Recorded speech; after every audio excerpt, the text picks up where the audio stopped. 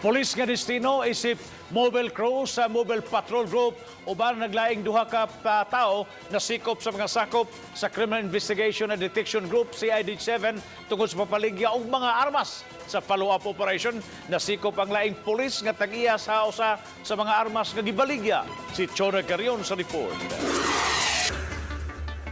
Sa entrapment operation sa mga sakop sa CIDG-7, gisikop si PO1 Oliver Navarro, 40 anyos, taga Sipadilla ning Dakbayan sa Sugbo.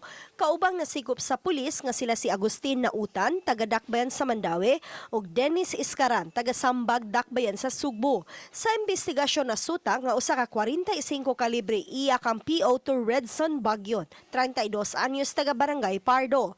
Mitahan na hinuon si Bagyon sa follow-up operation nga gipahigayon sa mga sakop sa CIDG-7. Sa hitabo, nasagmuyo si Senior Superintendent Royina Garma tungod kay maghatag na usab kini og bating imahin sa mga pulis. After na nag-render na duty, naka-uniforme pa, kagawa pa, na nakipag-deal sa selling ng baril. Hindi nila alam na pulis na pala yung nag-entrap na pala. Gipahibaw sa direktor nga ang susamang mga pulis nag-atubang og kasong administratiba nga neglect of duty ug irregularity in the performance of duty.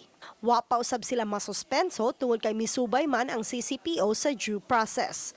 Same police officers na meron ng pending administrative cases na na-file namin against them for neglect of duty, irregularity in the performance of duty. Samtang si Chief Inspector Edward Sanchez ang hepe sa Station 2 sa Cebu City Police Office nga kasong illegal possession of firearms o grave misconduct ang ipasaka batok sa duha ka pulis.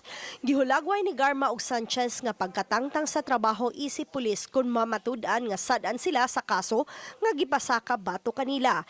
Hinuon mato ni Sanchez adunay rason nganong naprenda ni Bagyon ang iyang armas ug ngadto-ngadto ipabaligya tungod kay wa na siya ikabayad sa lukat ni ini.